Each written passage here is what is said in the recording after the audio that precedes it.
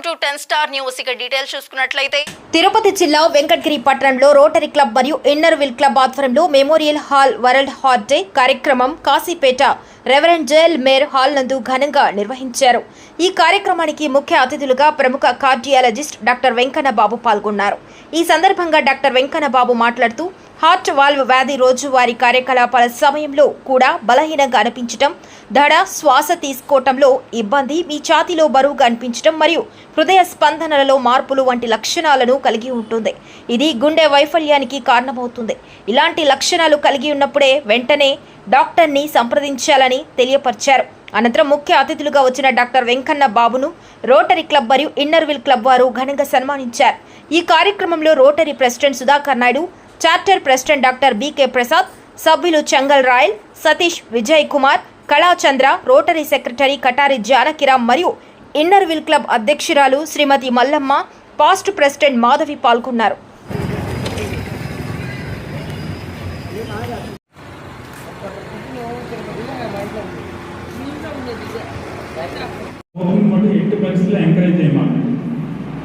Next వచ్చేసరికి ఇప్పుడు మనందరం చూస్తున్నాము ఏంటంటే ఒత్తిడి, ప్రీతమైన ఒత్తిడి వచ్చేసింది, ఫోన్లు అన్నీ వచ్చేసాయి.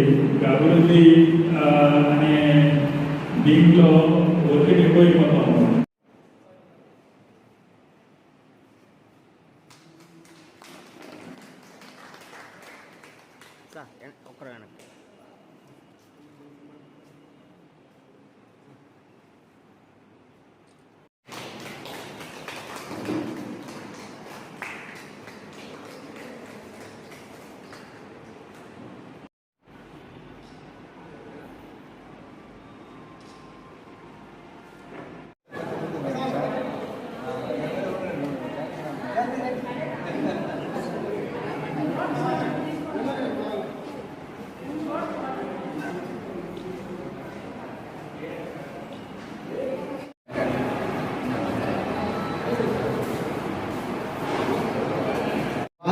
వల్లేరులో పనిచేసేవాడు. పనిచేస్తున్నప్పటికీ అక్కడ చూసుకుంటూ ప్రతి ఆదివారం వాళ్ళ నేటివ్ ప్లేస్కి వచ్చి అక్కడ అన్ని రకాల టెస్టులు, ఈసీజీ మొదలుకొని గుండెకి సంబంధించినటువంటి పరీక్షలు ఫ్రీగా చేస్తూ చుట్టూ ఉన్నటువంటి చాలామంది, మన ఊరి నుంచి కూడా చాలామంది వెళ్ళేవారు. సేవ చేసేటువంటి మైండ్ సెట్ ఉంది కాబట్టి మీరు తప్పనిసరిగా రండి. మీ మాటలతోటి మా వాళ్ళు కొంతైనా యాజ్ ఇట్ ఈస్గా ఇంప్లిమెంట్ చేయకపోయినా కొంచెం ఆలోచించుకునేటువంటి ప్రయత్నం చేస్తారు అని చెప్పడం జరిగింది. ఆయన రావడం మనకు ఎంతో ఉపయోగకరమైనటువంటి మెసేజ్ ఇవ్వడం జరిగింది. అందుకు ఆయన ప్రధానమైన ఆర్గన్ మనకి అంటే ఒక ఇంజిన్ లాంటిది. మన ప్రాణం అనేది కూడా గుండె యొక్క పల్సేషన్స్ తోటే గుర్తించడం జరుగుతుంది. అంటే బిడ్డ గర్భంలో వయోపుల బిడ్డ బతుకున్నారా లేదా అంటే ఫస్ట్ హార్ట్ పల్సేషన్తోనే స్టార్ట్ అవుతుంది. సో 20 రోజుల వయసు కాడి నుంచి మనకు పల్సేషన్స్ స్టార్ట్ అవ్వడం తెలియడం తెలుస్తాయి. సో అక్కడి నుంచి క్రమంగా ఇంకా ఏ రోజైతే ఆగుతుందో ఆ రోజు ఇంకా మన పని ఇంకా అయిపోయినట్టు.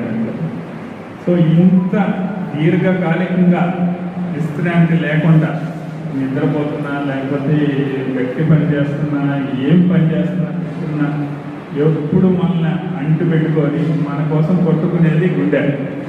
సో అది దాన్ని కాపాడుకోవాల్సిన బాధ్యత కూడా మనదే. ఇంకా సో దాంట్లో భాగంగా మనం ఏంటంటే తెలిసి తెలియక, అవగాహన లేక కొన్ని తప్పులు జరుగుతూ ఉంటాయి. సో ఈ ప్రపంచవ్యాప్తంగా గుండె జబ్బుల వల్ల వచ్చే మరణాల్లో చాలా భాగం గుండెకి రక్తం అందించే కొరోనరీ ఆర్టరీస్, సో వాటి వల్ల జరిగే మరణాలు. సో ఇందులో మనం ఏంటంటే కార్డియోవాస్కులర్ సిస్టమ్ అంటే గుండె మరియు దాని ద్వారా వెళ్ళే రక్తనాళాలు, even any part of the body అంటే శరీరంలో ప్రతి అవయవానికి, అది మెదడుకు కావచ్చు, లేకపోతే కాళ్ళకు కావచ్చు, ఎక్కడ దాకా వెళ్ళినా కూడా అది కూడా గుండె యొక్క సిస్టంలో భాగం. అది రక్తనాళాలు కూడా గుండె యొక్క సిస్టంలో భాగం. సో ఈ రక్తనాళాలు, గుండె ఇదంతా ఒక యూనిట్గా పనిచేస్తూ ఉంటాయన్నట్టు. సో ఈ రక్తంలో వచ్చే మార్పులు ఏవైనా కావచ్చు, అంటే ఫస్ట్ మనం తీసుకున్నామంటే మామూలుగానే మనకి కొంత రిస్క్ ఫ్యాక్టర్లు అనేది మన చేతిలో ఉండవు. అందులో కొంత వయసు అనేది వయసు పెరిగే కొద్దీ రక్తనాళాల్లో మార్పులు రావడం సహజం. సో దాన్ని మనం మన చేతిలో ఉండేది కాదు. అదేవిధంగా జెనెటిక్ ఫ్యాక్టర్స్ ఉంటాయి, జీన్స్ తల్లిదండ్రులలో ఇబ్బందులు ఉన్నా కూడా సో అవి గుడి జబ్బుల్ని రక్తనాళాల జబ్బులు తెప్పిస్తుంటాయి. సో అవి కూడా మన చేతిలో ఉండవు. సో ఇలాంటివి కాకుండా మన చేతిలో ఉన్నట్టు అంటే స్మోకింగ్ అయితే smoking, diabetes, BP, hypertension, so ఇలాంటివి ఎక్సర్సైజ్ చేసుకోవడం ఇవన్నీ మన చేతిలో ఉండేవి అన్నట్టు. సో మొదటగా స్మోకింగ్, ఇప్పుడు ప్రసాద్ గారు చెప్పినట్టు స్మోకింగ్ చేసేవాళ్ళు ఖచ్చితంగా ఐసీయూలో అడ్మిట్ కాకుండా ఉండే ఛాన్సే లేదు. తర్వాత వచ్చేసి నిద్ర. నిద్రను త్యాగం చేసి సాధించేది ఏముండదు చెప్పాలంటే, అనుకుంటాం కానీ ఏదో చేస్తున్నాం అన్నట్టు, కానీ దవ్వని పని. మినిమం 7-8 గంటలు నిద్రపోయేటట్టుగా చూసుకోవాలి. ఈ ఫోన్లు వచ్చిన తర్వాత అది చాలా వరకు దూరం అవుతాం చాలామందికి. అదొకటి ఖచ్చితంగా మనం పరిశీలించాల్సిన విషయం. నెక్స్ట్ వచ్చేసి